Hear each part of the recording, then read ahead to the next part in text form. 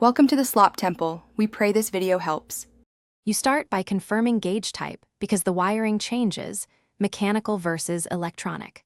Once done, disconnect the battery to avoid shorts. Now mount the gauge in your chosen pod or dash hole so it's reachable and visible. Route the harness toward the engine bay, keeping wires away from exhaust and steering components.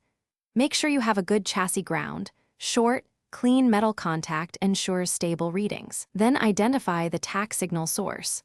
Coil negative, ECU tach output, or an ignition module tap, so you're ready for the next step. Next, tap into the correct signal. For older engines, use the coil negative. For modern cars, use the ECU tach output. Verify with wiring diagrams or a multimeter. Strip a small section, solder or use a quality splice, and insulate with heat shrink. Connect the gauge's red wire to a switch 12V source. Include a 1A inline fuse so a short won't fry the gauge. Attach the black ground to a bare metal point, not painted. Once connected, reconnect the battery and perform a quick continuity and power test to confirm operation.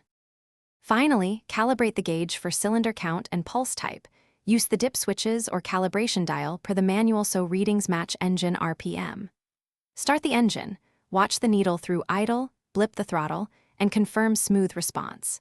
If the needle jumps or reads erratically, first recheck ground quality, then shield or reroute the signal wire away from ignition leads. Use a multimeter or scope to verify signal frequency. If the ECU output is incompatible, install the recommended signal converter. Tighten. Thanks for watching.